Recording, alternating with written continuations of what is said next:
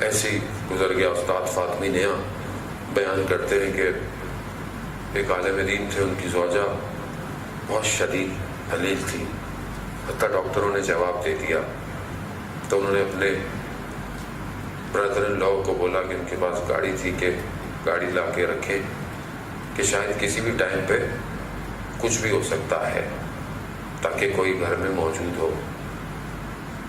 بالکل ہی ان کے مایوسی تھی، یعنی کیونکہ سب حالت ایسی تھی کہ ہل نہیں سکتی تھی، پانی دوائی بھی نہیں دے سکتی تھی، تو بیٹی کو کہا کہ ہر وقت ماں کے پاس کھڑی رہے، کسی بھی ٹائم یہ ذہن پر آمادہ تھے کہ اوپر والے کمرے میں رات کو بیٹھے ہوئے عبادت کہ کسی بھی ٹائم نیچے سے آواز آ سکتی ہے، تاکہ اپنے آپ کو ریڈی کرے۔ کہتے ہیں شب نصف شب ہو چکی تھی، اور انہوں نے بھی بڑا امام سے بھی توسل کیا ہوا تھا۔ اچانک سے گھر کی لائٹیں جلنا شروع ہوئیں، چیخ پکار شروع ہوئی، تو یہ آمادہ تھے کہ زوجہ دنیا سے چلی گئی۔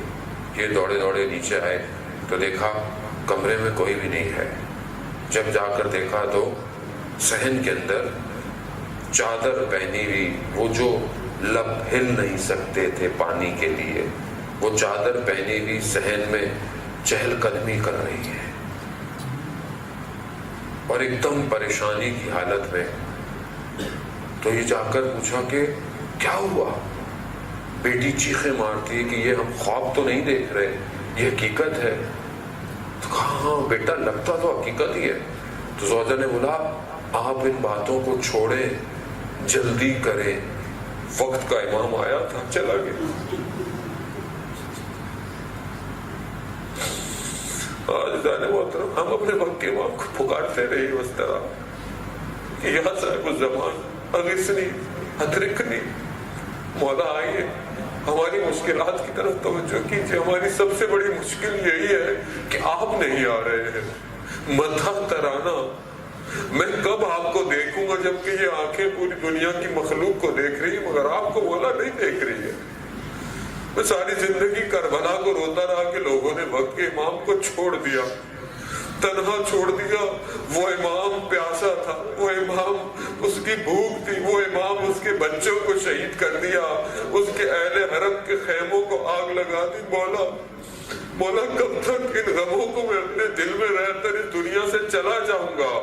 کہیں یہ نہ ہو کہ آپ کے ظہور سے پہلے میں قبر میں چلا جاؤں۔ مولا میری اس حسرت کو پورا کر دیجئے، جلد سے جلد آ جائیے تاکہ آپ کی رکاب میں مجھے شہادت نصیب ہو، آپ کی رکاب میں میں امام حسین کے ان ظالموں سے بدلہ لے سکوں، حضرت سیدہ کے ظالموں سے بدلہ لے سکوں۔ مولا جلد سے جلد آ جائیے۔ ہاں عزیزان محترم، مگر امام کو بھی اگر غم ہے تو اپنی پھپھی کا بہت زیادہ غم تھا، اور سارے ائمہ کو جو زیادہ صدمہ رہا کربلا میں بہت غم تھے۔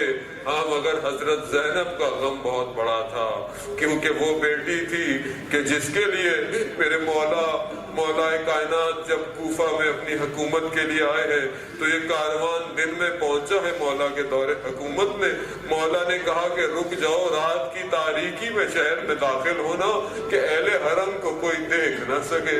اب قربان جاؤ مولا، 61 ہجری کے اندر بھی آئیے، یہ کاروان رات کو پہنچ چکا ہے، اسے روک دیا گیا کہ دن میں میلے لگ جائے، بازار لگ جائے، لوگ جمع ہو جائے، پھر کوفہ میں داخل کریں گے۔ مگر یہاں تو پھر ستم، آئیے شام میں چلے جہاں بازار سجایا گیا، جہاں آئینے لگائے گئے کہ دور دور سے کوئی دیکھ سکے۔